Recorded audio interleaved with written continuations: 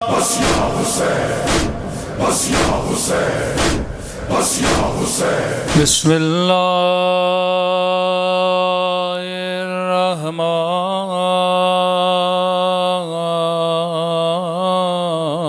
الرحیم۔ الحمد للہ رب العالمین۔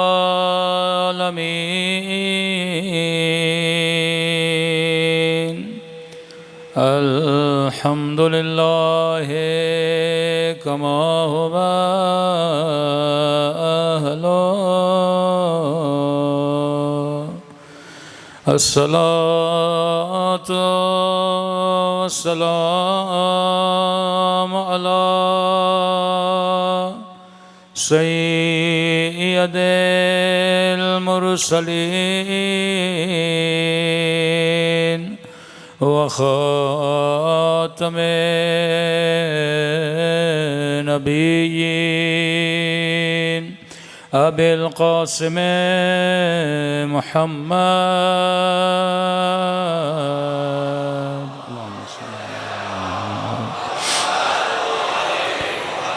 وعلى آله الطيبين الطاهرين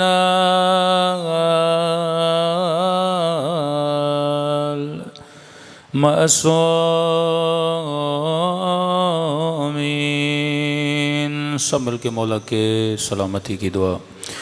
اللہم کل ولیک حجت ابن الحسن صلواتک علیہ وعلا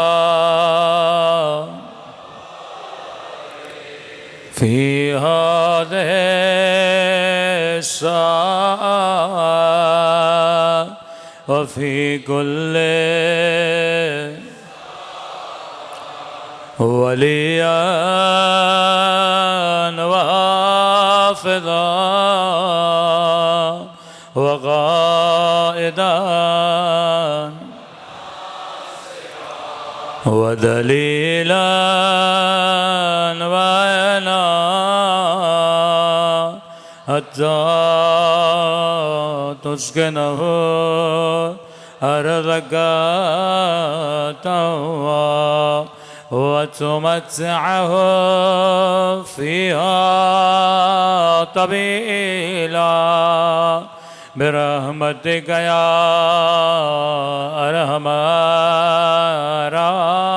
الراحمين۔ صلوات پڑھیں محمد والے۔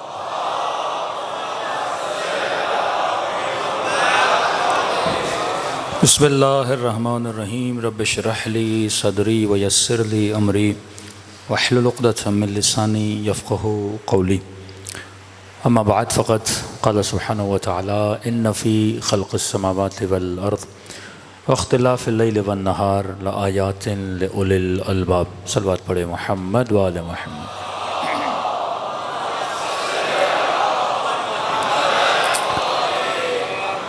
دعا ہے پروردگار عالم ہم سب کی عبادتوں کو اپنی بارگاہ میں قبول فرمائے، اور جس مقصد زندگی مقصد حیات کی خاطر ان مجلسوں میں آتے ہیں خدا ان مقاصد میں بھی ہم سب کو کامیابی عطا فرمائے۔ مسلسل آپ کی خدمت میں عرض کر رہے تھے، کو تھوڑا کم کر دیں کہ انسان کائنات میں بھیجا گیا ایک مقصد کے لیے۔ ہم عالم نور سے عالم پائین میں عالم ادنا میں دنیا پست کو کہتے ہیں، دنی پسترین عالم، یعنی اگر خدا کے 1000 عوالم ہوں ان عوالم میں سب سے پسترین اگر کوئی عالم ہے تو وہ دنیا ہے۔ جہاں سے ہم آئے اس عالم کو کہتے تھے عالم وحدت، اور جہاں پہ ہم آئے ہیں اس عالم کو کہتے ہیں عالم کثرت۔ وحدت قل هو اللہ احد، وحدانیت یعنی صرف خدا، توجہ، فوکس، مرکز پروردگار، یہ عالم کثرت ہے۔ کثرت کا مطلب بے انتہا ویرائٹی، بے انتہا چیزیں۔ ابھی میں دیکھ رہا ہوں ہر چیز مجھے اپنی طرف کھینچ رہی ہے۔ مجمع میں جوان بوڑھے مطلب انسان کھینچ رہے ہیں، کرسیاں، پنکھے، کیمرے، لاؤڈ، درخت، بلب، آسماں، ستارے، چاند، سورج، پھر مارکیٹ کے اندر چلے جاؤ، مالز کے اندر چلے جاؤ، ہزاروں چیزیں آپ کو اپنی طرف کھینچتی ہیں۔ تبھی بولتے ہیں عالم کثرت ہے۔ ایک وجہ معصومین علیہ الصلاۃ والسلام کی دعاؤں کی یہ بھی ہے کہ اکثر لوگ کہتے ہیں معصوم کس بات پہ روتے تھے، معصوم کس بات پہ توبہ کرتے تھے؟ معصوم تو گناہ نہیں کرتے۔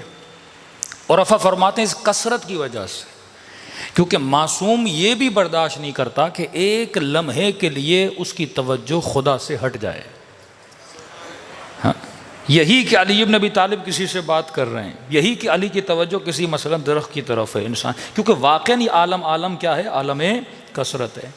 اعتکاف کا فلسفہ کیا ہے؟ کثرتوں سے نکل کر وحدت کے اندر آؤ۔ اور ہمارے یہاں بعض اوقات روح اعتکاف ہی ختم کر دیتے ہیں۔ اب کہتے ہیں اعتکاف میں اعتکاف والے ایک دوسرے سے باتیں کر سکتے ہیں۔ بھائی اعتکاف کا مقصد یہ ہے کہ وہاں پہ دنیا کی کوئی بھی بات نہ ہو۔ ہاں کوئی ضروری بات ہے آپ اس سے کر سکتے ہو، کوئی ایسی پانی چاہیے ہو، بندے پہ غسل واجب ہو گیا، کوئی تولیہ منگوانا ہو، کوئی صابن منگوانا ہو، کوئی ایسی ضروری بات ہو۔ اعتکاف کا مطلب یہ ہے کہ بندہ کہاں پر آئے؟ کثرتوں سے نکل کر وحدتوں میں آئے۔ جتنے بھی اولیاء اللہ کی قبور پہ آپ جاتے ہیں اس کے ساتھ ساتھ چلے گاہ ہوتی ہے 40 دن۔ خود غار حرا کا فلسفہ کیا ہے؟ وَوَعَدْنَا مُوسَىٰ 30 لَيْلَةً وَأَتْمَمْنَاهَا ب10۔ 40 دن حضرت موسیٰ کو کیوں بلایا جا رہا ہے؟ حضرت رسول کو کیوں بلایا جا رہا ہے؟ اس اعتکاف کا فلسفہ کیا ہے؟ تاکہ تو کثرتوں سے نکل کر وحدت کی طرف آئے۔ اب اس وحدت کا سفر وہی کر سکتا ہے جو بندہ صاحب عقل ہو۔ اب یہ جو آپ معصوم کا کلام سنتے ہیں کہ خدا نے عقل کو خلق کیا، پھر عقل کے 75 سپاہیوں کو خلق کیا، پھر جہالت کو خلق کیا، پھر جہالت کے 75 سپاہیوں کو خلق کیا، خلقت جہل آٹومیٹک ہے، یعنی یہ نہیں کہ خدا نے الگ سے جہالت کو بنایا۔ اس کی مثال آپ کو اس طرح دوں، جب خدا نے سورج بنا دیا تو سورج کے ساتھ آٹومیٹکلی سایہ بھی بنے گا،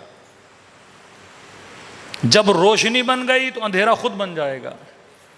تو خدا نے دراصل عقل بنایا، اب جو بھی عقل کی مخالفت کرے گا وہ کیا بنے گا؟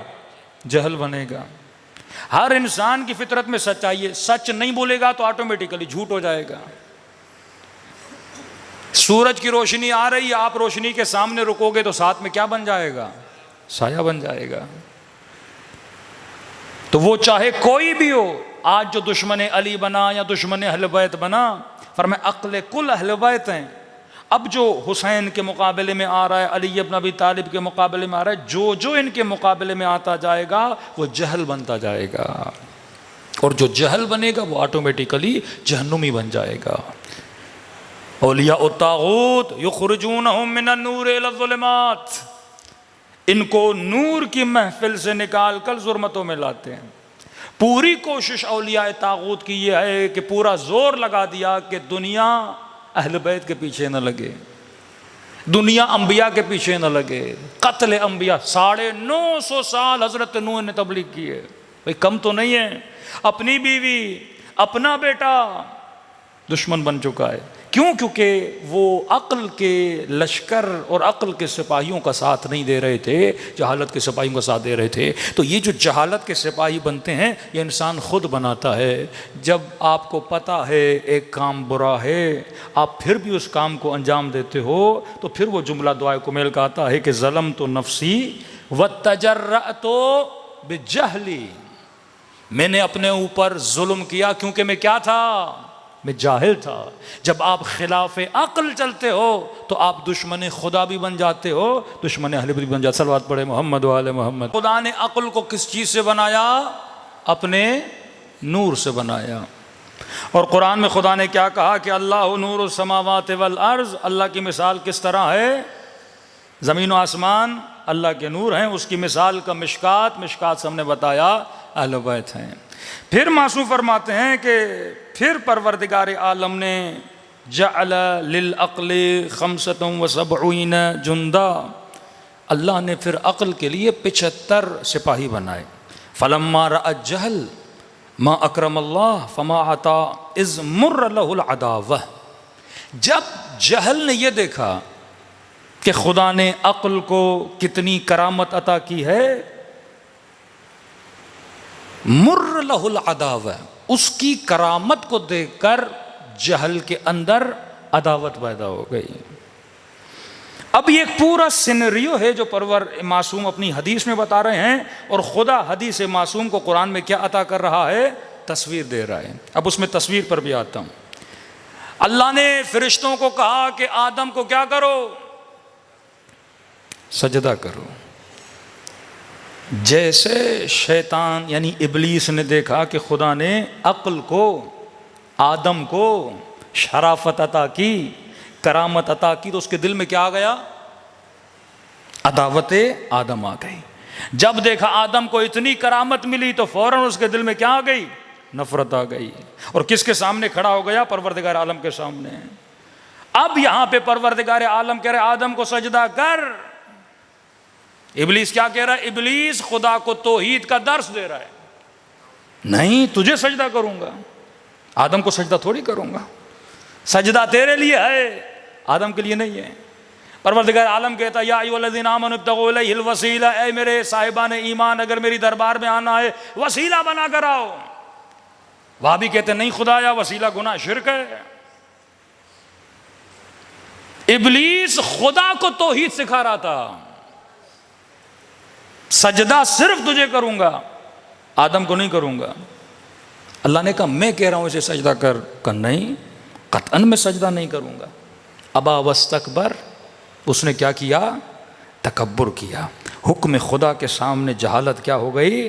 کھڑی ہو گئی۔ میں اس کی مثال لوگوں کو اس طرح دیتا ہوں کہ نبی خدا فرماتے انما انا ارید ان اعبد من حیث ارید لا من حیث ترید۔ اللہ کہتا ہے کہ اے ابلیس، میں جس طرح چاہتا ہوں اس طرح میری عبادت کر، جس طرح تو چاہتا ہے اس طرح میں اپنی عبادت کروانا نہیں چاہتا۔ آج ہر مفتی، ہر مولوی یہ بولتا ہے کہ جس طرح میں عبادت کر رہا ہوں وہی حق ہے، جس طرح میں اللہ کو مان رہا ہوں وہی حق ہے۔ کوئی یہ نہیں دیکھ رہا کہ خدا خود کو منوانا کیسے چاہ رہا ہے، خدا اپنی عبادت کیسے کروانا چاہ رہا ہے۔ مثال دوں تاکہ جوانوں کے ذہن میں آ جائے۔ آپ تصور کیجئے ایک ٹیچر ہے اور اس نے کلاس روم میں اپنے سارے شاگردوں کو بٹھایا ہے۔ اب مثلاً یہ جو اسکول ہے ڈی ایچ اے میں، ڈیفینس میں، کوئی پوش ایریا ہے، کوئی ہائی اسٹینڈرڈ سوسائٹی کے اندر ایک اسکول ہے، بڑا ماڈرن اسکول ہے، اور ٹیچر نے بورڈ لگایا ہوا ہے، میتھ کی کلاس چل رہی ہے۔ اب تصور کیجئے ٹیچر مثلاً خدا ہے، شاگرد سارے فرشتے ہیں۔ اب خدا نے اس کلاس میں ایک دوسرا بندہ جو ڈی ایچ اے کا نہیں ہے، مثلاً تھوڑا نچلی سوسائٹی کا ہے، انچولی کا ہے، نیو رضویہ کا ہے، ہاں مڈل کلاس بندہ ہے، اس کو خدا نے کلاس میں لا کے بٹھا دیا۔ اب یہ جتنے ہائی پروفائل بچے ہیں اعتراض کرنے لگے، یہ کس کو لا کے آپ نے بٹھا دیا ہمارے ساتھ؟ ہاں ہم تو اعلیٰ، ہم تو بڑے، ہمارے چہرے خوبصورت سفید سفید، یہ کون سا بچہ بیچ میں لا کے بٹھا دیا ہے؟ خدا نے کہا نہیں بڑا قابل بچہ ہے۔ کہا نہیں نہیں، کس کو بٹھایا آپ نے؟ سارے اعتراض کرنے لگے۔ پھر خدا نے بورڈ پہ ایک میتھ کا مشکل ترین مسئلہ لکھا، کہ اب سارے حل کرو، سالو کرو اس میتھمیٹک فارمولے کو۔ سارے دنگ رہ گئے، پریشان رہ گئے، مسئلہ حل ہی نہیں ہو رہا۔ یہ بچہ جو خدا نے بلایا تھا اس نے مسئلہ حل کر دیا۔ ہاں انبئونی باسماء ہؤلاء ان کنتم تعلمون، بتاؤ مجھے اگر تم اتنے قابل ہو۔ قالوا ربنا لا علم لنا الا ما علمتنا، خدایا ہمیں تو کچھ بھی نہیں آتا۔ پھر آدم کو کہا انبئہم باسماء ہؤلاء، آدم مسئلہ بتا ان کو۔ یہ بچہ اٹھا اور اس نے 3-4 ترکیبوں سے مسئلہ حل کر کے بتا دیا۔ سب اس کی قابلیت مان گئے۔ خدا نے کہا اب اس کو شاباش بولو، ابھی ابھی آیا ہے اور اتنا مشکل ترین مسئلہ حل کر دیا، تو لہذا شاباش کا مستحق ہے، شاباشی دو اس بچے کی۔ شاباشی کیا ہے؟ کسے سجدہ کرو۔ ایک کھڑا ہو گیا کہ نہیں، مسئلہ آتا ہے تو آئے، خدا نے کہا اس نے مسئلہ حل کیا ہے تو کیوں اس کی تعریف کیوں نہیں کرتا؟ کہا نہیں کروں گا۔ اللہ نے کہا کیوں نہیں کرے گا؟ جواب تو دے۔ اب یہ غلط سلط باتیں کرنے لگا، خلقتنی من نار وخلقتہ من طین، مجھے آگ سے بنایا اسے مٹی سے بنایا۔ اللہ نے کہا یہ کوئی دلیل ہے؟ میں نے تجھے آگ سے بنایا۔ اچھا یہ بتا، اگر تجھے آگ سے بنایا اسے مٹی سے بنایا، آگ افضل ہے؟ ارے تو ناری تھا، پھر میں نے تجھے نوریوں میں کیوں بٹھایا؟ پھر میں تجھے بھی نکال دیتا نا فرشتوں کی محفل سے۔ جب تجھے لا کے یہاں بٹھا سکتا ہوں تو آدم کو بھی سجدہ کرا سکتا ہوں نا۔ تو جنگ جہل اور جنگ عقل وہیں سے شروع ہو گئی کہ عقل کو کہا ادبر، چلی جا، اقبل، آگے آ جا۔ ملائکۃ اللہ کیا تھے؟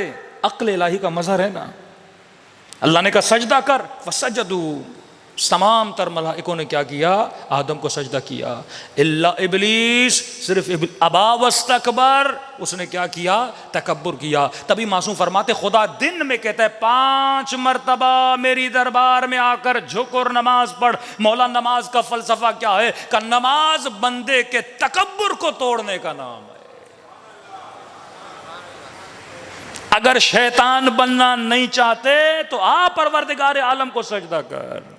اور یہ مکتب اہل بیت میں مٹی پہ سجدہ کیوں کروایا جاتا؟ اور مستحب ناک کے نیچے بھی کیا رکھو؟ سجدے گاہ رکھو۔ ادنا ترین چیز ہے مٹی، اس مٹی کو سجدہ کرواتا ہے، ناک کو مٹی سے رگڑواتا ہے تاکہ بندے کے وجود سے تکبر ختم ہو جائے۔ جب تکبر ختم ہوتا ہے تو حکومت عقل کے اندر بندہ داخل ہو جاتا ہے۔ کہ معصوم نے کہا کہ گناہ تکبر کی نشانی ہے، کہ خدا کہے نہ کر، بندہ کہے تجھے جو کرنا ہے کر، میں تو گناہ کروں گا۔ تو یہ کس کی نشانی ہے؟ تکبر کی۔ صلوات پڑھے محمد و آل محمد۔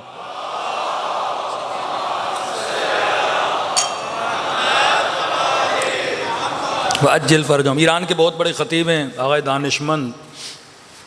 اب ایران میں بھی بڑی تیزی سے سیکولرزم اور بے دینی پھیل رہی ہے، میڈیا کا بہت گہرا اثر ہے ہر معاشرے میں، یعنی جہاں دینی حکومتیں بھی ہیں وہاں بھی بے دینی بڑی تیزی سے پھیل رہی ہے۔ آغا دانشمند کہتے رمضان کا مہینہ تھا، اب رمضان ہے، بندہ روزہ نہ بھی رکھے تو روزے کا احترام کرنا پڑتا ہے۔ کہتے میں گاڑی میں جا رہا تھا تو ایک جوان، اب اس نے جیسے دیکھا مولوی گاڑی میں بیٹھا ہوا ہے، تو بعض لوگوں کو مولویوں کو چڑھانے کی عادت ہی پڑ جاتی ہے۔ مولوی بولے یہ نہ کرو حرام ہے، خواتین کو کوئی حجاب کرو، اب مولوی کے سامنے دوپٹہ اتار کے گھومیں۔ اب وہ یہ سمجھتی ہیں کہ ہم کسے چڑھا رہی ہیں؟ مولانا کو چڑھا رہی ہیں۔ تو جوان نے دیکھا آگے دانشمند گاڑی میں بیٹھے ہیں، اب وہ بالکل گاڑی اس نے آ کے ساتھ روکی اور اس نے جیسے دیکھا مولانا صاحب بیٹھے ہوئے ہیں، امامہ سر پر ہے، اس نے جوان نے اپنا شیشہ نیچے اتارا اور ہاتھ میں سگریٹ لیا اور سگریٹ کو جلایا، اور جب اس نے وہ دھواں پھینکنا چاہتا تھا تو آگے دانشمند کو اشارہ کیا، اس نے کو اشارہ کیا تو انہوں نے سمجھا کوئی سوال کرنا چاہتا ہے۔ تو آگے دانشمند کہتے ہیں میں نے شیشہ جیسے نیچے اتارا، اس نے سارا سگریٹ کا جو دھواں تھا وہ مولانا صاحب کے منہ میں مارا۔ اب آگے دانشمند بھی تھوڑے نوجوانوں کے بڑے مشہور خطیب ہیں ایران میں، تو وہ تھوڑے مسکرائے، تو انہوں نے کہا دیکھ دوبارہ دھواں کھینچ، اور اس بار تھوڑا زیادہ کھینچنا، اس نے کہا۔ تو جوان پریشان ہو گیا، یہ مولوی ناراضی نہیں ہو رہا، اوپر سے کہہ رہا ہے اور دھوئیں کے لیے پھونک مار۔ تو کہتا ہے اس جوان نے اور اس نے کہا، اب اس نے کہا مجھے نہیں مار، اوپر اوپر آسمان کی طرف مار۔ کہ میں نے تھوڑی منع کیا ہے کہ سگریٹ نہ پی، اللہ نے منع کیا، غصہ اس پہ اتار، مجھ پہ کیوں اتار رہا ہے؟ ممبر سے جو تبلیغ دین ہوتی ہے یہ میری بات تھوڑی ہے بندہ خدا، یہ حکم علی ابن ابی طالب ہے، یہ حکم پروردگار عالم ہے۔ یہ آیت قرآن کی مومنون بعضهم اولیاء بعض، کسی عالم سے تفسیر پوچھی کہ مومنین بعض مومنین پر ولایت رکھتے ہیں، اس کا مطلب کیا ہے؟ ولایت اس امیر المومنین کی ہے نا، یہ کیا ہے کہ مومنین بعض مومنین پہ ولایت رکھتے ہیں. تو غالباً آقا قراتی فرماتے ہیں اگر کوئی 6 سال کا بچہ بھی تمہیں امر بالمعروف کرے، مثلا تو نماز نہیں پڑھ رہا، روزہ نہیں رکھ رہا، یا کوئی فعل واجب یا فعل حرام کو انجام دے رہا ہے، اور وہ بچہ تجھے بولے کہ آپ غلط کر رہے ہو، یہ نہ کرو، فرمایا اس وقت اس 4 سالہ بچے کی بھی تیرے اوپر ولایت ہے، کیونکہ جو کہہ رہا ہے وہ اپنی بات نہیں کر رہا، وہ خدا کی بات کر رہا ہے. مومنین بعض مومنین پہ ولایت رکھتے ہیں. باپ اگر کچھ بولے دین کی بات، مولانا کچھ بولے، کوئی مومن ہی تمہیں بول دے بندے خدا جھوٹ نہ بول گناہ، اس وقت وہ ایسے ہی تیرے اوپر ولایت رکھ رہا ہے جیسے علی ابن ابی طالب، کیونکہ وہ اپنی بات نہیں کر رہا. کس کی بات کر رہا ہے؟ دین کی بات کر رہا ہے. یہاں مسئلہ دین ہے. وما خلقت الجن والانس الا لیعبدون، ہم نے انسان اور جنوں کو خلق کیا تاکہ کیا کریں؟ اللہ کی. پچھلے سال اسی آیت کو میں نے موضوع عشرہ بنایا تھا، اور عبادت سے مراد معرفت ہے، اور معرفت بغیر عقل کے انسان کو مل نہیں سکتی. صلوات پڑھے محمد وآل محمد پر.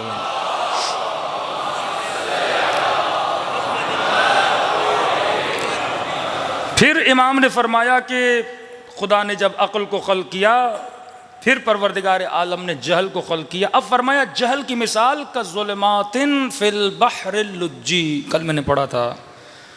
اب جہل کی مثال اس طرح ہے جیسے ظلمت بھرا دریا ہو، دریا کڑوا پانی ہو. اب آتے ہیں قرآن کی طرف. خدا نے عقل بتایا. عقل کون ہے؟ اہل بیت علیہ الصلوۃ والسلام ہے. 12 کا سارا شجرہ بتایا. نور علی نور یہدی اللہ لنور من یشاء، امام مہدی کے نور سے کائنات کو ہدایت دے گا. فرمایا فی بیوت اذن اللہ ان ترفع ویذکر فیہا اسمہ یسبح لہ فیہا بالغدو والآصال. کچھ ایسے گھر ہیں جن گھروں میں اللہ کا نام بلند ہوتا ہے، جن گھروں میں اللہ کی تسبیح ہوتی ہے. ملتا ہے جناب ابا بکر نے رسول گرامی سے پوچھا یا رسول اللہ یہ کن کے گھر ہیں؟ فرمایا انبیاء کے گھر ہیں، ابراہیم کا گھر ہے. کہتے اس نے علی کے گھر کی طرف اشارہ کیا. کہا یا رسول اللہ اس گھر کے بارے میں آپ کا کیا کہنا ہے؟ رسول خدا نے فرمایا سب گھروں سے اگر کوئی گھر بلند ہے تو علی ابن ابی طالب کا گھر ہے. ہاں یہ وہ گھر ہے جہاں پہ خدا کا ذکر بلند ہوتا ہے. پھر فرمایا یہ کن کا گھر ہے؟ دیکھیے قرآن میں نے سورہ ہم پہلے اشرے میں آپ کو بتایا تھا، ایک آیت جب آتی ہے نا پھر آگے صفات بتاتی ہے. پہلے بتائیے نورانی مخلوقات ہے، مصباح المصباح. پھر فرمایا یہ وہ لوگ ہیں جن کے گھروں میں اللہ کا نام ہمیشہ بلند رہتا ہے. اب یہ کون ہے؟ رجال، یہ وہ لوگ ہیں لا تلہیہم تجارت ولا بیع عن ذکر اللہ واقام الصلاۃ وایتاء الزکوٰۃ. یہ وہ لوگ ہیں جن کو بزنس اور تجارت، بیچنا خریدنا اللہ کے ذکر سے غافل نہیں کرتا. تجارت ان کو اللہ کے ذکر سے غافل نہیں کرتی، خرید و فروخت ان کو اللہ کے ذکر سے غافل نہیں کرتی. میدان جنگ ہو، جنگ صفین، علی نے کہا مسلح بچھا. ابن عباس مولا یہ عبادت کا مقام نہیں جنگ کا مقام ہے. کہ ابن عباس اسی توحید اور عبادت کو نافذ کرنے کے لیے جنگ لڑ رہا ہے. کربلا کا میدان ہے. سعید نے 17 تیر کھائے، حسین نے نماز کو قائم کیا. کبھی سوچا کہ جس بھی معصوم کے روزے پر جاتے ہو یہ جملہ کیوں کہتے ہو؟ اشہد انک قد اقمت الصلاۃ وآتیت الزکوٰۃ وامرت بالمعروف ونہیت عن المنکر. 5 منٹ کے لیے سوچا تو ہے کون، تیری حیثیت کیا ہے کہ تو حسین کے لیے گواہی دے؟ میں گواہی دیتا ہوں کہ آپ نے نماز قائم کی، میں گواہی دیتا ہوں کہ آپ نے زکوٰۃ دی، میں گواہی دیتا ہوں کہ آپ نے امر بالمعروف اور نہی عن المنکر. بھائی میں ہوں کون جو حسین کے لیے گواہی دوں؟ معصوم نے کہا دو، تاکہ یہ پتہ چلے وہ کون تھے جنہوں نے نماز کو قائم کیا اور زکوٰۃ کو دیا. جب بازار میں یہ قافلہ جا رہا تھا نا شام کی بازار میں، 70,000 مسجدوں میں بتایا گیا کہ علی نماز نہیں پڑھتے، علی زکوٰۃ نہیں دیتے، علی دین سے خارج ہیں. جب پہلے شام کو پتہ چلا کہ علی کی شہادت کا مسجد میں ہونا حکمت الہی ہے، شام والوں نے کہا علی اور مسجد، وہ بھی صبح کی نماز. ہمیں تو بتایا گیا علی نماز نہیں پڑھتے، علی کا مسجد سے لینا دینا کیا ہے؟ جب پتھر مارنے لگے اور کہنے لگے یہ باغی کی بہن ہے، اس وقت سیدہ زینب نے کہا پتھر مارنا ہے مار، پر میرے حسین کو باغی نہ کہو، میرا حسین نمازی ہے۔ رجال لا تلہیہم تجارت ولا بیع، یہ وہ لوگ ہیں جن کو بزنس، جن کو تجارت، جن کو تخت، جن کو حکومت اللہ کے ذکر سے غافل نہیں کرتی، نماز کو قائم کرتے ہیں، زکوٰۃ دیتے ہیں۔ یخافون، ڈرتے ہیں، یومن تتقلب فیہ القلوب والابصار، جس دن انسانوں کے دلوں کو ظاہر کر دیا جائے گا۔ اب فرمایا والذین کفروا اعمالہم کالسراب، جو لوگ کفر اختیار کرتے ہیں ان کے اعمال سراب کی طرح ہیں، ان کو لگتا ہے کہ ہم نے بہت ساری عبادتیں کی ہیں، نمازیں پڑھی ہیں، لیکن یہ سب کچھ سراب ہے۔ قرآن کی آیت اولئک حبطت اعمالہم، قاری قرآن، نمازی جب اللہ کی دربار میں آئیں گے کچھ بھی نہیں ہوگا۔ دو لفظ ہیں حبط اور ضبط، اس کو اپنی لینگویج میں سمجھاؤں، پولیس دو طرح کی چیزیں پکڑتی ہے، پولیس کے بھی دو طرح کے مزاج ہوتے ہیں۔ اب تصور کیجئے پاکستانی پولیس ہو، مثلا یو کے کی پولیس، یو کے کی پولیس چرس برآمد کرے گی، فوراً اسے ضائع کر دے گی، جلا دے گی، اسے کہتے ہیں حبط، چیز ملی اور جلا دی۔ ہمارے بھی الحمدللہ پولیس والے اچھے ہیں، پر بعض کی مثال دے رہا ہوں، چرس لے کے ضبط کر دیں گے، حبط نہیں کریں گے، شاید کہیں اور کام آ جائے۔ تو ضبط کا مطلب ہے اعمال کو رکھ لینا، پھر شاید کہیں اگلا نیک بندہ آئے اور اسے چرس دے دی جائے۔ ہاں، حبط کا مطلب یہ ہے کہ چیز کو لے کے ضائع کر دینا۔ اولئک حبطت اعمالہم، بعض لوگ ایسے ہیں جن کے اعمال کو کیا کر دیا جائے گا؟ حبط کر دیا۔ یہ وہی لوگ ہیں جنہوں نے اہل بیت کو پیٹ دکھائی، جو علی ابن ابی طالب کے مقابلے میں آئے، جو حسین ابن علی کے ان کی نمازیں کسی کام کی نہیں، کیونکہ انہوں نے عقل کے مقابلے میں آ کر کھڑے ہو گئے ہیں، اور جو بھی عقل کے مقابلے میں آتا ہے وہ ظلمت کامل اور جہالت کامل ہوتا ہے۔ صلوات پڑھے محمد و آل محمد۔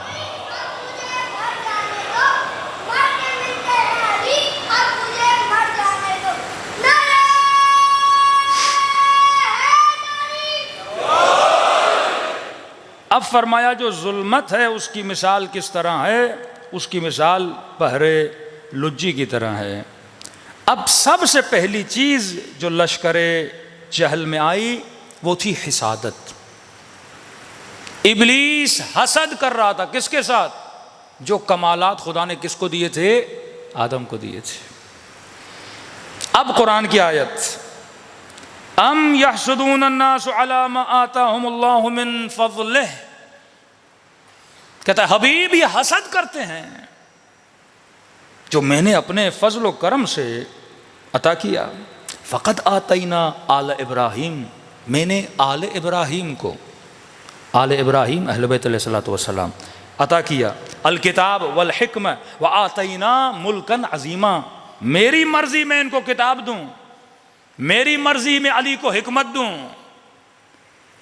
ملکن عظیمہ، آخر میں اگر میں سب سے بڑی حکومت بھی عطا کروں گا تو آل ابراہیم کو عطا کروں گا، کسی اور کو حکومت عطا نہیں کروں گا۔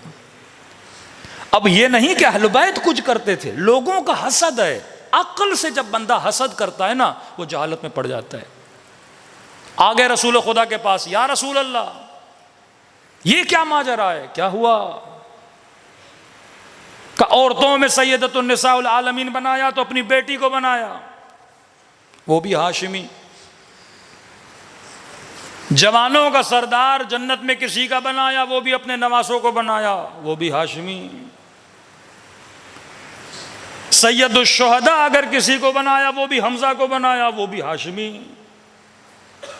کعبے کے دروازے کی چابیاں جس کے پاس ہیں وہ بھی آپ کا چچا عباس، وہ بھی ہاشمی۔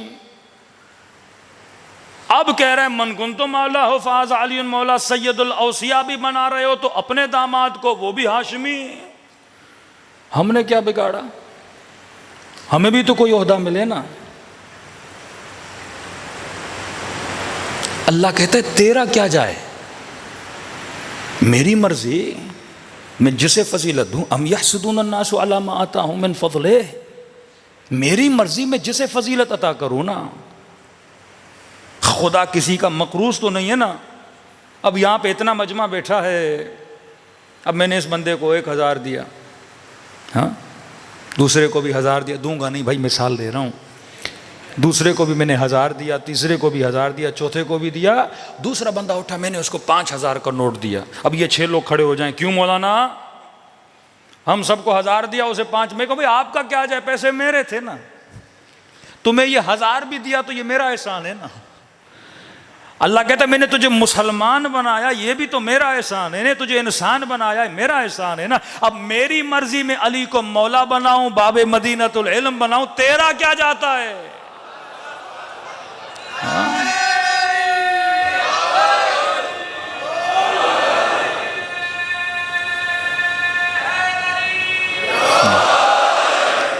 یہ حسد کرتے ہیں واقعا مسلمانوں میں ایک فرقہ ہے. کیوں علی کی اتنی باتیں ہوتی ہیں؟ بھئی اللہ فضیلت دے رہا ہے، سیدۃ النساء العالمین بنا رہا ہے، اللہ کی مرضی ہے نا. اب ضد کرتے نہیں، 4 بیٹیاں تھیں، پر اگر تھیں ایک حدیث لا کے دکھاؤ ان کی فضیلت میں. جناب خدیجہ کی بات آتی ہے، دوسری بیویوں کو فہرست کی لا کے کھڑی کر دیتے ہیں. بھائی جس کی فضیلت میں رسول نے باتیں کی ہیں وہ بات کرو نا، جس سے خدا نے فضیلت عطا کی ہے.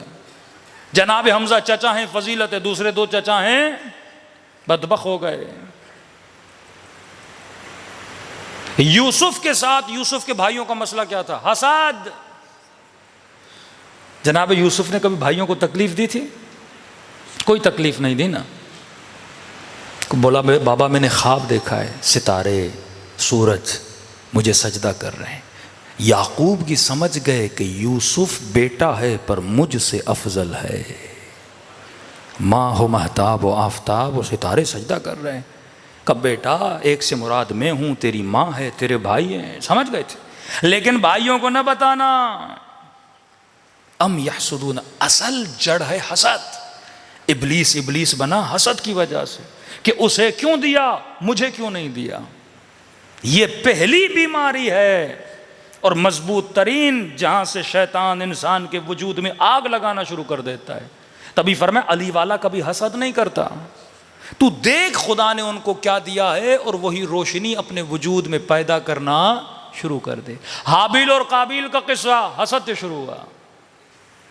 950 سال تبلیغ کی حضرت نوح نے. جب یہ کہے نا کہ میں نہیں مانتا، یہاں سے خدا عذاب نازل کرنا شروع کر دیتا ہے.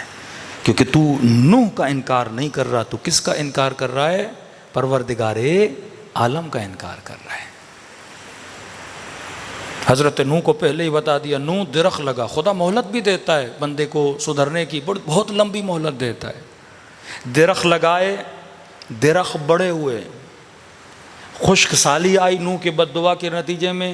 پھر کہا انہی درختوں کو کاٹ کر کشتی بناؤ. پھر انہی درختوں سے کشتی بنائی.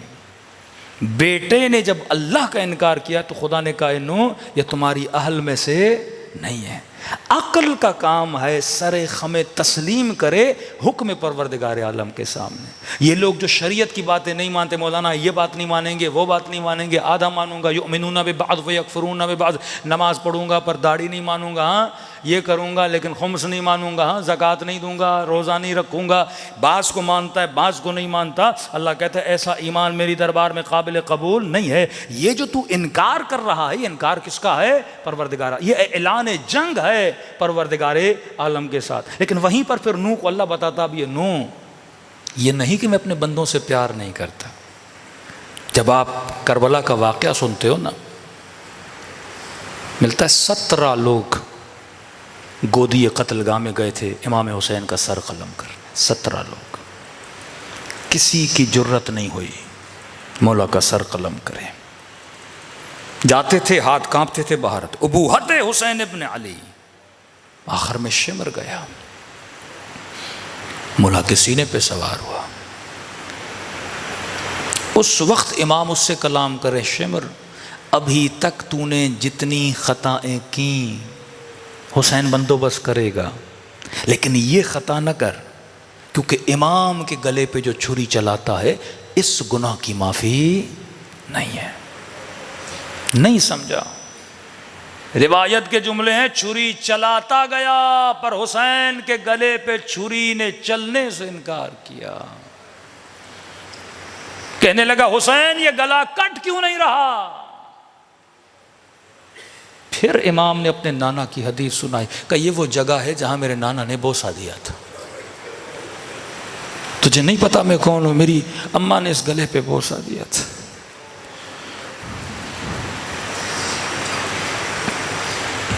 پھر امام زین العابدین فرماتے اس نے میرے بابا کے گردن کو پلٹ دیا، پیچھے سے گلا کاٹنا شروع کر دیا.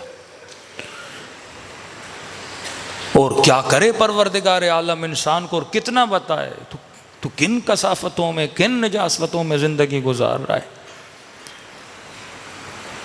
پچھلے سال میں نے عشرے میں بتایا تھا کہ ہر انسان لامحدود کو پسند کرتا ہے. شیطان تجھے محدود کرنا چاہتا ہے. ہم سب کی فطرت میں ہیں ہم عاشق کمال ہیں. کوئی ایسا انسان نہیں جو عاشق کمال نہ ہو. ہر انسان لامحدود کو پسند کرتا ہے. اس کی دلیل بھی یہ ہے کہ آپ بار بار گھر کیوں بدلتے ہو؟ ایک گھر، دوسرا گھر، تیسرا گھر، چوتھا گھر، پانچواں گھر. سکون اور قرار نہیں ہوتا اس سے بڑا اور چینج کروں. ہر چیز چینج کرتے ہیں، کپڑے چینج کرتے ہیں، موبائل چینج کرتے ہیں، گاڑیاں چینج کرتے ہیں. یہ صفت ہے کہ انسان لامحدود کا عاشق ہے. شیطان تجھے محدود بنانا چاہتا ہے. اب شیطان کو پتا ہے کہ تیری فطرت یہ ہے کہ جب تک تجھے خدا نہیں ملے گا تب تک تجھے سکون نہیں آئے گا.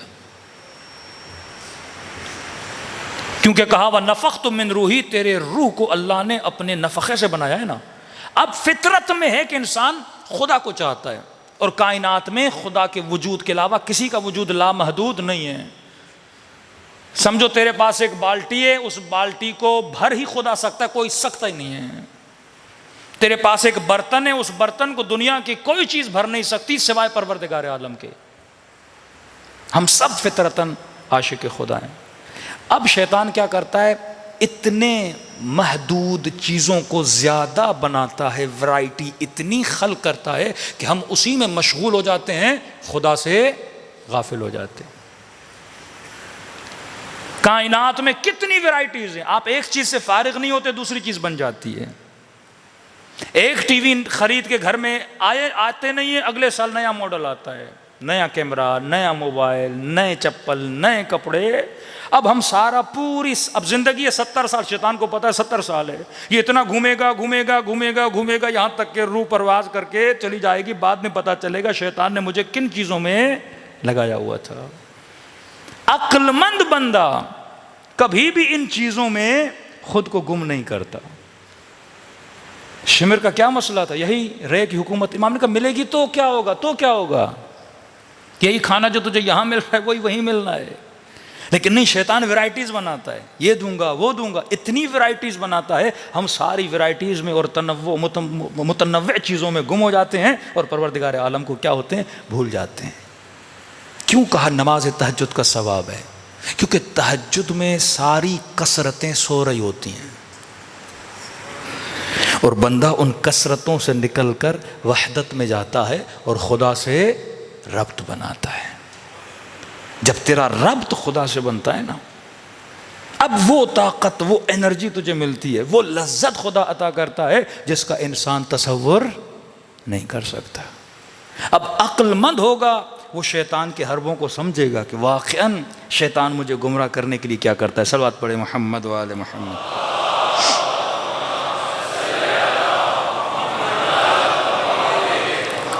وَأَجِّلْ فَرَجَهُمْ. صحابی امیر المومنین ہے، گورنر بنایا علی نے اسے فارس کا. جیسے فارس پہنچا دیکھا کہ فارس کے لوگوں کے حالات بہت بہتر ہیں. ہوتا یہ تھا مثلاً آپ کو مدائن کا گورنر بنا دیا، مصر کا گورنر بنا دیا، لوگوں کے حالات خراب ہوتے تھے، بیت المال میں جتنا پیسہ آتا تھا لوگ غریبوں کو تقسیم کرتے تھے. اس نے دیکھا نہیں، فارس کے حالات بہت بہتر ہیں، لوگوں کو پیسوں کی ضرورت ہے ہی نہیں. 4 لاکھ درہم کی اس بندے نے کرپشن کی. صحابی ہے. علی ابن ابی طالب کو پتہ چلا، مولا نے خط لکھا، غالباً نہج البلاغہ کا 37 خط ہے یا 17، مخاطب کیا، امام نے فرمایا مجھے افسوس ہوا تم نے امانت میں خیانت کی، علی نے تجھے امین بنایا تھا، تو جہالت میں پڑ گیا۔ امام نے فرمایا تیرے گھر میں جو اونٹ بیٹھا ہوا ہے علی کی نگاہ میں وہ تجھ سے بہتر ہے، کیونکہ اونٹ پر کوئی سامان رکھتا ہے نا وہ وہیں جا کے پہنچاتا ہے جہاں مالک نے اسے بھیجا ہے، وہ کبھی خیانت نہیں کرتا، تو نے علی کی امانت میں خیانت کی ہے۔ جیل میں ڈالا امیر المومنین نے، 4 لاکھ درہم چرائے تھے واپس لیے، 30,000 درہم کا علی نے فائن لگایا۔ مولا کا صحابی صاحب علی کے پاس ہے، مولا اب اسے چھوڑ دیجئے، اس نے توبہ کر لی ہے۔ امام نے چھوڑ دیا۔ یہی وہ بندہ تھا بصرے میں، امام نے اپنا قاصد بھیجا جناب سلیمان، ہم مسلم کا ذکر سنتے ہیں، سلیمان کا کسی کو نہیں پتا، خط لے کر بھیجا، ڈائریکٹ خط لکھا، کبھی میرے بابا کا صحابی تھا، ایک ایک بندے کے لیے امام حسین نے خط لکھا ہے۔ اس بدبخت نے وہ خط لیا، جناب سلیمان کو ابن زیاد کے حوالے کیا، اور بصرے کے شہر میں ابن زیاد نے جناب سلیمان کا سر قلم کیا۔ چند ہی مہینوں میں بدبخت بیماری کی وجہ سے مر گیا، لیکن کربلا میں حسین کا ساتھ نہ دیا۔ اگر یہ کربلا آتا، امام حسین کا ساتھ دیتا، آج مجلسوں میں ہم اس کا ذکر کر رہے ہوتے ہیں۔ ہر کیوں بنا؟ کیونکہ ہر عقل کے مقابلے میں نہیں آیا۔ آج دنیا ہر کو یاد کر رہی ہے کیونکہ ہر صاحب عقل تھا۔ اسی طرح اگر تو صاحب عقل بنے گا، زندگی 60-70 سال کی گزر جائے گی، کبھی مال و دولت کی ہوس میں آ کر جہالت کے پیچھے نہ جانا، کبھی شہوت میں آ کر اے جوان اپنے ایمان کو تباہ و برباد نہ کرنا۔ یہ جو اعضاء خدا نے دیے یہ سپاہی ہیں، ان سپاہیوں کو راہ پروردگار عالم میں انویسٹ کرنا، پھر دیکھنا مرنے کے بعد بھی خدا تیرا نام بلند کرتا ہے۔ خمینی ایک گاؤں میں پیدا ہوئے تھے، خمین کہاں سے کہاں خدا نے پہنچایا، کیونکہ ان کے وجود میں اطاعت پروردگار عالم تھی۔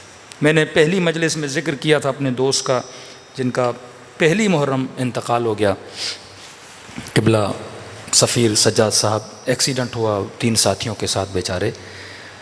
ایک دن پہلے مجھ سے انہوں نے بات کی کسی مجلس کے سلسلے میں، صبح ہی میسج آیا ان کی ڈیتھ ہو گئی۔ انسان کو نہیں پتا میں کب چلا جاؤں گا۔ اتنا قابل عالم دین، ہم بھی مختلف مولانا سے ملتے ہیں، ایک دلی ان کے ساتھ قلبی رشتہ تھا ہمارا، عراق میں رہتے تھے، نجف میں۔ اتنی بار میں نے بولا آپ کراچی آئیے، مجمع اچھا ہوتا ہے، لوگ علم دوست ہیں، علماء کی قدر کرنے والے ہیں، آئیے آئیے۔ وہ اکثر پنجاب میں پڑھتے تھے، اور ہمیں پتا تھا یہاں کئی ایسے علماء جو نامور ہیں، ان سب سے قابل آدمی تھا، وہ پڑھا لکھا بھی زیادہ تھا، درس خارج کا اسٹوڈنٹ، استاد بھی تھا، بہترین عربی، خطابت ماشاءاللہ بہترین خطابت، یعنی اگر کراچی میں وہ آتے 3-4 سال میں، آج بڑے سے بڑے خطیبوں میں ان کا شمار ہوتا۔ اصرار ہم کرتے تھے کہ کوئی بھائی اپنا یوٹیوب چینل کھولو، کوئی میڈیا کے اندر آؤ تاکہ لوگ آپ کو پہچانیں، روشناسی ہو، ایک ہیرا چھپا ہوا ہے نجف میں باہر آئے۔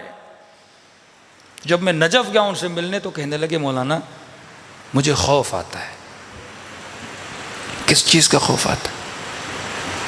تو مولانا خوف آتا ہے کہیں شہرت مجھے حسین سے دور نہ کر دے۔ یہ فکر ہے کسی مولوی میں آج؟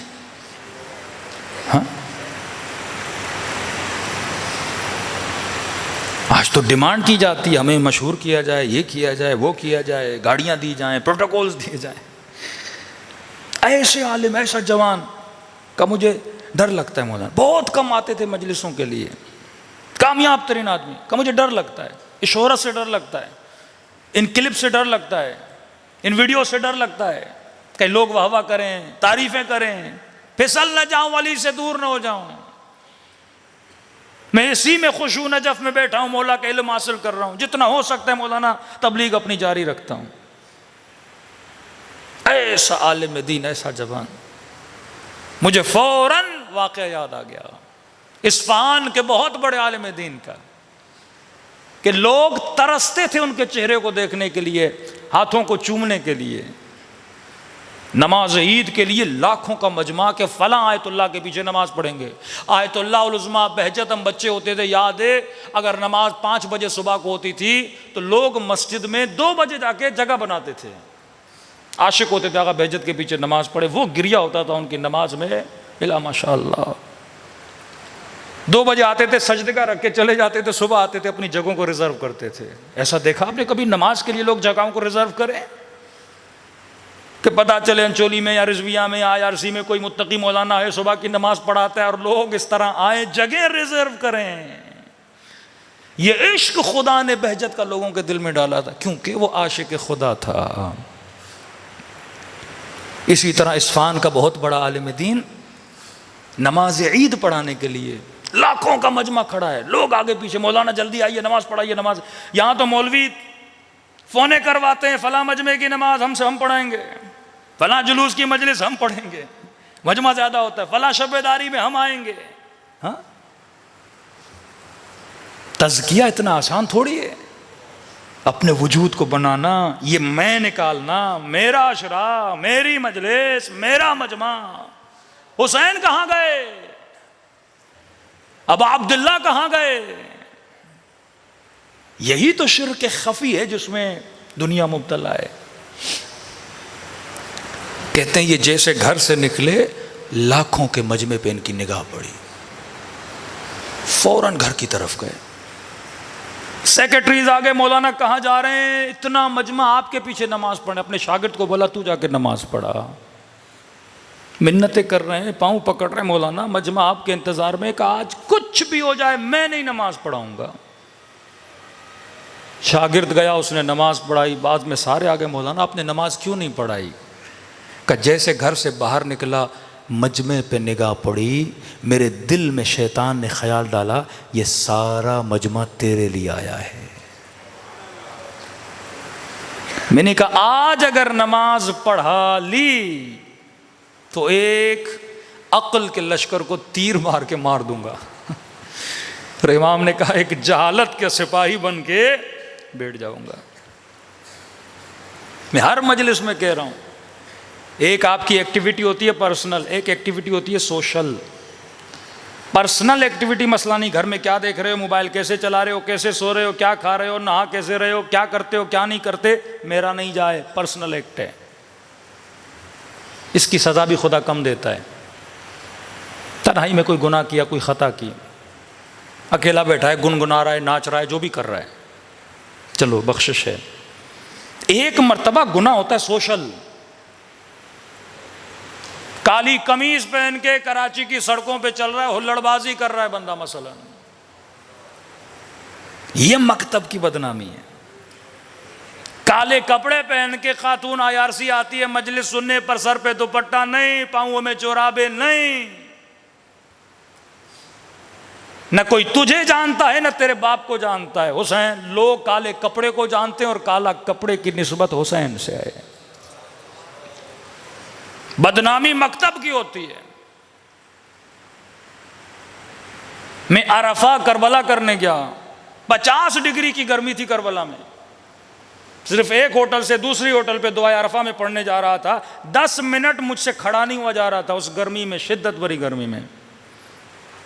اب ظاہر ہم جہاں جاتے ہیں چیزوں کو نوٹ کرتے ہیں۔ ایک چیز میں نے عراقیوں میں دیکھی، اتنی گرمی میں میں نے ایک عراقی خاتون نہیں دیکھی جس کے پاؤں میں جوراب نہ ہو۔ میں نے بڑا تعجب کیا، میں نے 50 ڈگری کی گرمی، ایک خاتون میں نے نہیں دیکھی جس کے پاؤں میں جوراب نہ ہو۔ اس سے مجھے اندازہ ہوا واقعاً اہل عراق مرجعیت کے ماننے والے ہیں۔ یہ مراجع کی برکت ہے کہ ہر خاتون کو علم ہے کہ جوراب پہننا واجب ہے۔ یہ آپ تبلیغ کر رہے ہو، جب آپ چلتے ہو آپ تبلیغ کرتے ہو۔ سولجر بازار میں بول کے آیا، اب ظاہر ہے جوان مولانا سے محبت کرتے ہیں، پروٹوکول دیتے ہیں، اچھی بات ہے، آگے پیچھے گاڑیاں چلتی ہیں، لیکن آپ اب بارش ہو رہی ہے، پانی جمع ہو گیا، آپ گاڑی تیز چلاؤ گے، پانی کسی برادر اہل سنت پہ پڑ گیا، بدنامی کس کی ہے؟ اب یہ تو نہیں 10 دن اللہ نے عزت دی ہے، پولیس بھی آپ کا احترام کرتی ہے، سیکیورٹی بھی ملتی ہے، ہم اس کا غلط فائدہ اٹھائیں۔ فرمایا وہ مومن ہی نہیں جو اپنے برادر مومن کو اذیت دے۔ یہ وہ دن ہیں، آپ یہاں اپنا اخلاق دکھاؤ۔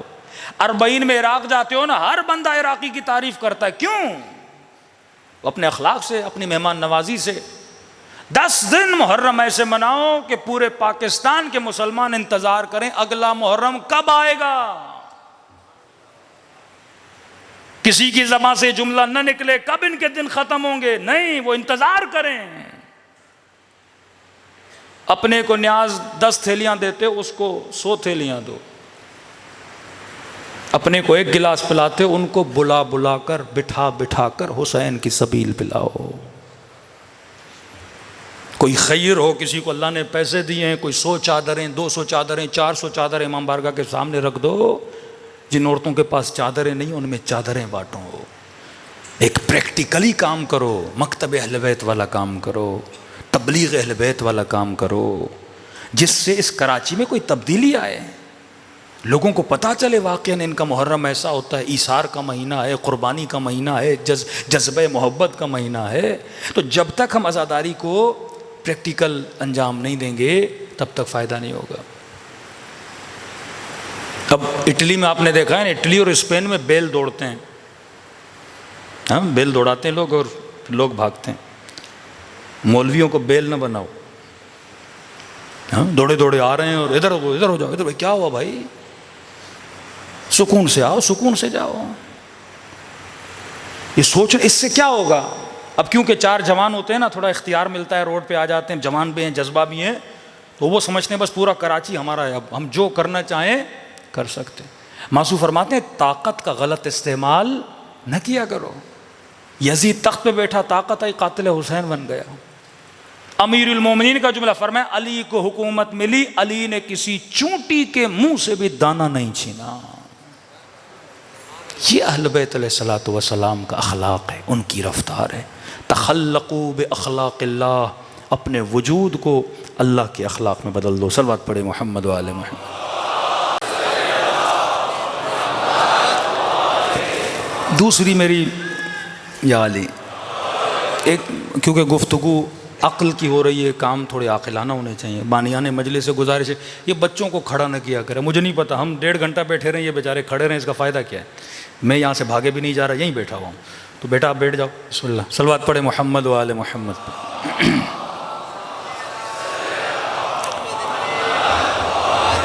مجھے نہیں پتا یہ کلچر کہاں سے بنتے ہیں، یہ کیوں ہم بعض ایسے کام کرتے ہیں جس کا کوئی خاص فائدہ بھی نہیں تھا۔ پروٹوکول بھی ایسا ہو جس کا کوئی فائدہ ہو۔ ہم روڑی میں مجلس پڑھ رہے تھے، اسی طرح بیچارے 2 جوان کھڑے ہوئے تھے، آدھی مجلس میں ایک جوان بیچارہ نیچے گر گیا۔ بعد میں پتا چلا اب کتنا بندہ کھڑا ہو سکتا ہے، میں تو بیٹھ کے 1.5 گھنٹہ مجلس پڑھ لیتا ہوں، اب اتنی گرمی، اتنی حبس، اس کا بی پی لو ہو گیا بیچارہ زمین۔ اب اس کا گناہ مجھے نہیں پتا کس کے سر پہ جائے، وہ تو یہ بولے ہم مولوی کے لیے کھڑے ہوئے تھے۔ تو ایسے کام کریں جو عاقلانہ کام ہو، ایسے پروٹوکولز بنائیں جو عاقلانہ ہو، جس میں عقل بھی ہو، فکر بھی ہو، کوئی فائدہ بھی ہو، کیونکہ یہ مکتب عقل کا مکتب ہے، جہالت کا مکتب نہیں ہے۔ صلوات پڑھے محمد و آل محمد۔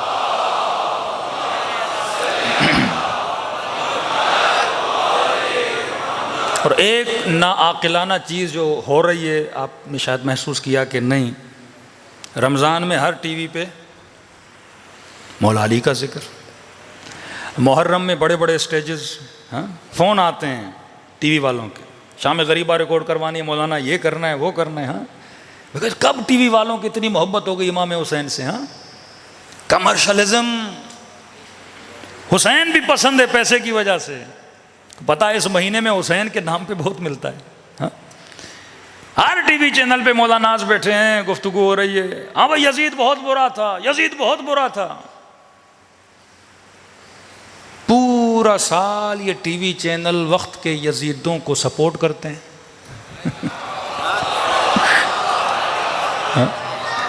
پورا سال نیوز اینکرز سپورٹ پہ سپورٹ، سپورٹ پہ سپورٹ۔ محرم آتا ہے، پرانے یزید پہ لعنت بھیجتے ہیں۔ یہ بے وقوف لوگ. ہاں اگر تم نے یزید سمجھا ہوتا تو یزیدوں کے خلاف بات کرنے کی جرت ہوتی. فرش ازا کا مطلب یہ ہے تیرے وجود میں جرت کو پیدا کیا جائے. اگر ہمت اس دل میں پیدا نہ ہو، اگر جرت اس دل میں پیدا نہ ہو، پھر حسین کا نام نہ لیا کر. حسین کا نام بہادر لیا کرتے ہیں، ڈرپوک نہیں لیا کرتے. ہاں اچھا مجھے بتائیے، واقعاً امیر شام کے بیٹے سے کسی کو خطرہ ہے؟ سیریسلی بتائیے، کسی کو خطرہ ہے؟ بعض ہمارے جذباتی مومن شام جاتے تھے اور کہتے مولانا یہ اس کی قبر ہے. ہاں کوئی تھوک رہا ہے، کوئی لاتے مار رہا ہے، کوئی کر رہا ہے. میں نے کہا ماشاءاللہ کتنے بہادر ہو تم. ہاں اندر لیٹا ہوا ہے زمین میں اور تم لاتوں پہ لاتے مارے. میں نے کہا ابھی نکل کے آ جائے کوئی 400 گھوڑے سواروں کے ساتھ، پھر تیرا دوڑنا میں دیکھوں. ہاں عقل نہیں ہے بندے میں. شجاعت زندہ یزید کے سامنے، بہادری زندہ یزید کے سامنے. ہاں یہ کون سی بات ہے؟ پرانا یزید تھا، مر گیا، کون سی بڑی بات ہے؟ ہاں؟ کچھ جملے آ رہے ہیں پر وقت کا تقاضا نہیں. صلوات پڑھے محمد و آل محمد.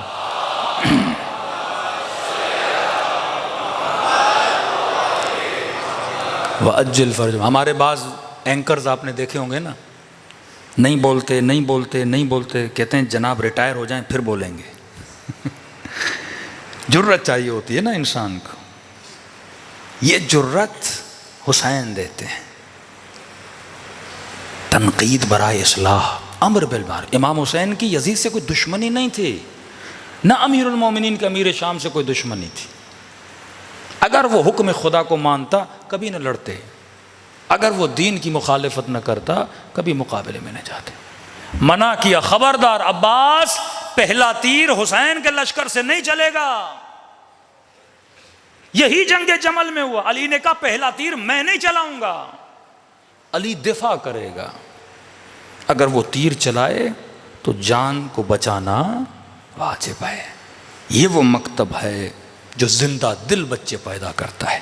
یہ وہ مکتب ہے جو امتوں کو حوصلہ، جو انسانوں کو تہذیب، جو عقل سے رہنے کا سلیقہ سکھاتا ہے. دلوں کو کربلا لے کر چلیں. روح عاشق حسین ہے. ایک مومن نے کہا مولانا جب سے کربلا کی زیارت کر کے آیا ہوں 2-3 ہفتوں میں ایک بار میری روح کربلا کی طرف جاتی ہے خواب کے عالم میں، اور نیند سے رو رو کے پھر بیدار ہو جاتا ہوں. یہ تڑپ امام حسین کے لیے پیدا کریں. اللہم اجعلنی معکم فی الدنیا والآخرہ.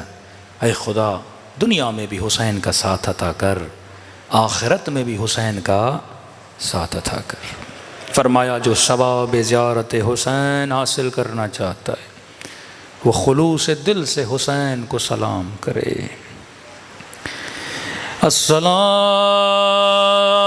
السلام علی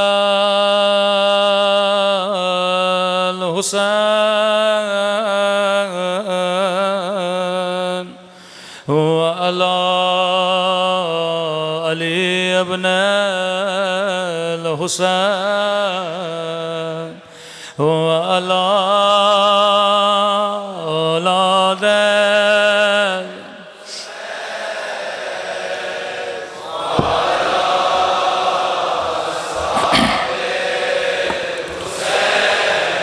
السلام علی الحسین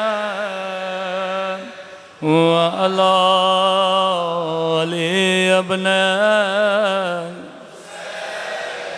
وعلی اولاد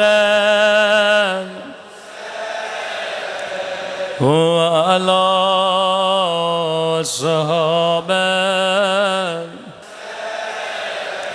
سلام علی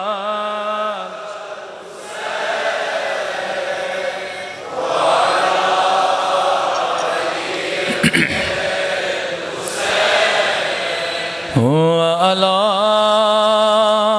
اولاد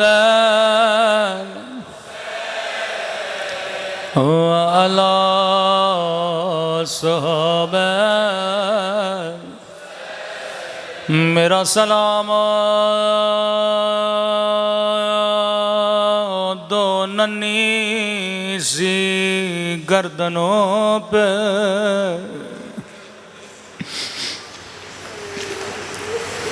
میرا سلام دو کٹے ہوئے سروں پہ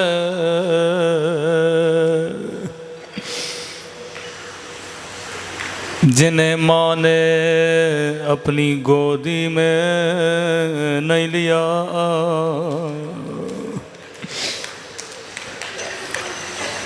فضا کہتی ہے قاسم کا بدن آیا امام حسین نے کہا اماں فضا بہن زینب کو بلا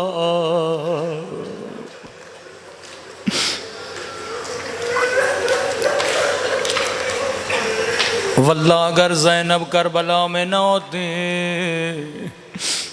حسین کیا کرتے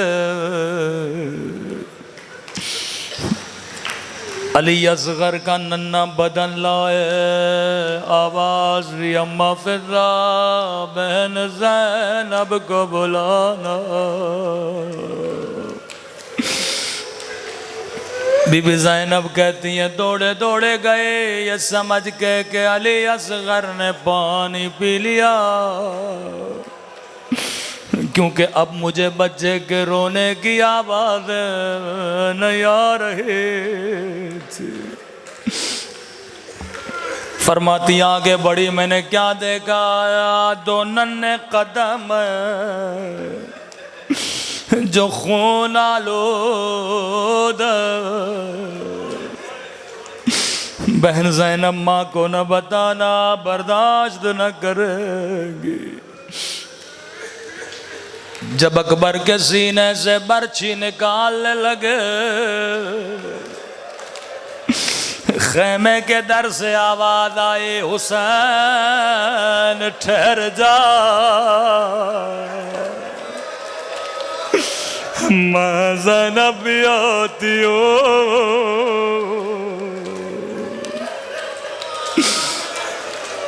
فضا کہتی ہے جس بھی شہید کا لاش آتا تھا سب سے پہلے زینب آتی تھی ماتم کرتے تھے ماں کو قریب نہیں آنے دیتے تھے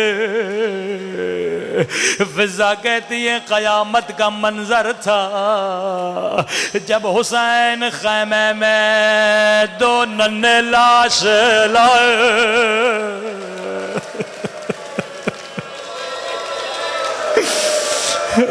سب انتظار میں تھے اکبر پہ رونے والی قاسم پہ رونے والی آئے گی بچوں پہ روئے گے لیکن کسی کو بی بی زینب نظر نہیں آئے فضا کہتی ہے میں خیمے کے اندر گئے بتانے بی بی بچوں کے لاش آ گئے کیا دیکھا بی بی زینب کا سر سجدے میں ہے رو کے کہہ رہی الحمدللہ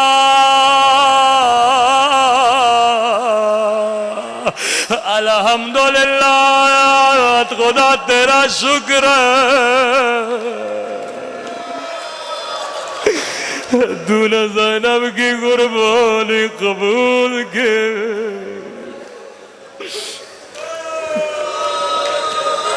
خیمے سے نہیں نکلی بچوں پہ گریہ نہ کیا قافلہ کربلا سے کوفے کے بازار میں داخل ہوا فضا کہتی ہے پورے راستے کبھی عباس کو دیکھ کے روتی کہتی عباس آنکھیں کھولو تجھے میری چادر پہ بڑا ناز تھا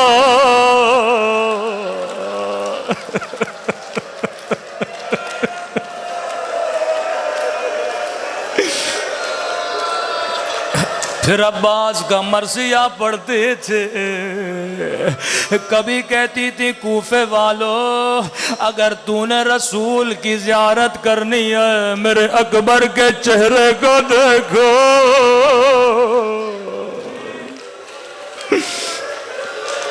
کبھی علی اکبر کا مرثیہ پڑھتے. لیکن پورے سفر میں زینب نے بچوں کے لیے کوئی نوحہ نہیں پڑھا. قافلہ شام پہنچا. راوی کہتا ہے زندان شام میں کٹی ہوئی گردنیں لائے گئے. حسین کا سر آیا, زینب نے اپنی گود میں لیا. اکبر کا سر آیا, اکبر کی ماں نے لیا. قاسم کا سر آیا, ام فروانے کا مجھے دو میرا یتیم بچہ.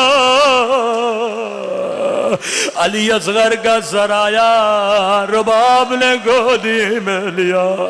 لیکن فضا کہتی ایک مرتبہ دو ننھی کٹی ہوئی گردنیں آئے. زینب کبھی حسین پہ روئے, کبھی اکبر پہ روئے. سر لانے والا انتظار میں ہے, کوئی آئے گا سروں کو لے گا, لیکن کوئی آگے نہیں بڑھا. کہنے لگا کیا ان سروں کی ماں مر گئی ہے؟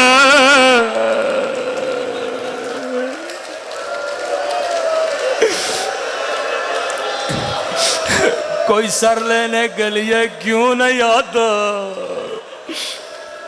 فضا آگے بڑی کم مجھے دو یہ میرے بچے. ننھی ننھی گردنوں کو گودی میں لیا. بی بی زینب کے قریب آئے, کہنے لگی آقا زادی کیا بچوں نے کوئی غلطی کی ہے؟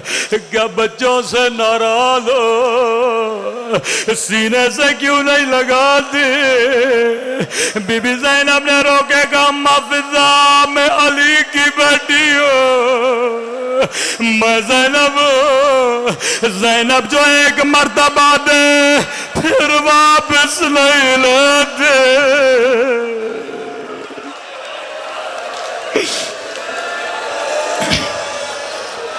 میں قربان بی بی زینب کی مظلومیت پہ. قافلہ کربلا پہنچا, حسین کے لیے زینب نے ماتم کیا.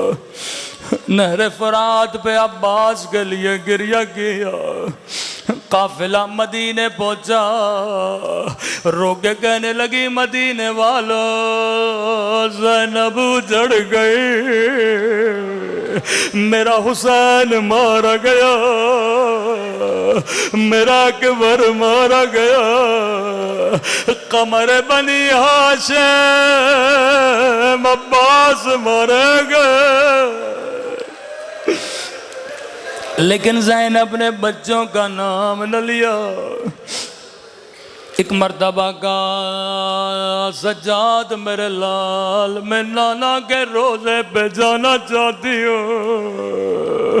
اب روایت کے جملے بڑے سخت ہیں. سجاد میں اکیلی جاؤں گے جی پھوپھی اماں. ایک مرتبہ نانا کے روزے میں گئے, بڑی حسرت سے نانا کی قبر کو دیکھنے لگی. رو کے کہنے لگی نانا نانا بڑی دور سے آئی ہو, لمبے سفر سے آئی ہو, نانا پوچھو گے نہیں زینب کیا لائی ہو؟ یہ کہنا تھا کہ بڑے کلائیوں سے کپڑا ہٹایا, سر سے چادر اتاری, اور نانا تیری امت نے بڑا اجر ادا کیا. نانا میری کلائیاں دیکھو, شمر نے تازیاں نے مارے, او نانا میری چادر چھین گئی, نانا میرا حسین مارا گیا.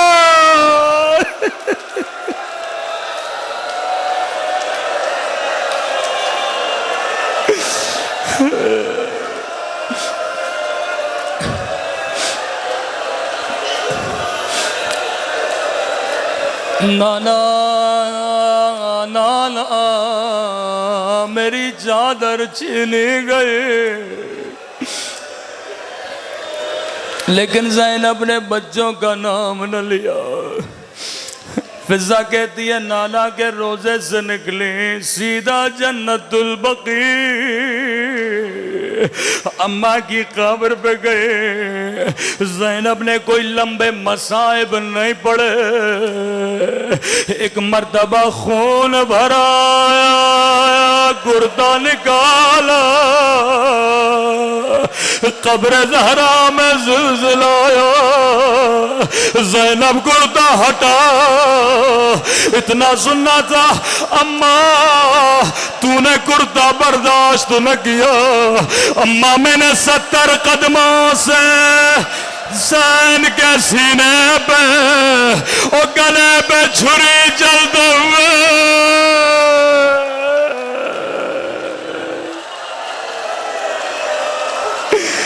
اماں زینب کے دل سے پوچھو تیری زینب پہ کیا گزرے۔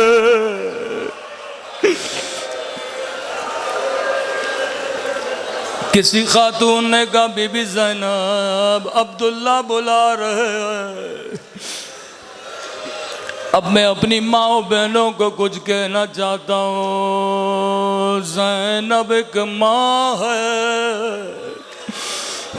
جب سنا عبداللہ بلا رہے ہیں، اللہ جانے کیا سوچ کے گھر جانے لگے، سوچ رہی ہوں گی عبداللہ پوچھیں گے زینب میرے اولو محمد۔ جیسے گھر کا دروازہ کھولا، عبداللہ صحن میں بیٹھے تھے، نگاہ بی بی زینب پہ پڑے، کہنے لگے اے بوڑھی خاتون رک جا، میری بیوی گھر پہ نہیں ہے۔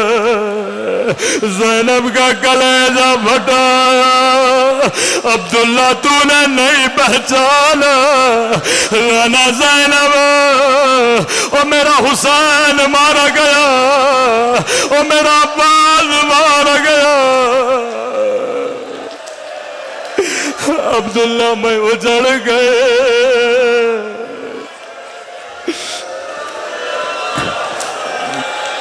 اب میں آپ سے پوچھوں گا، آپ مجھے جواب دیجئے، زینب جب اپنے گھر میں گئے، نگاہ گھر کے صحن پہ پڑی، اچانک زینب کو یاد آیا کبھی 2 بچے یہاں کھیلا کرتے تھے،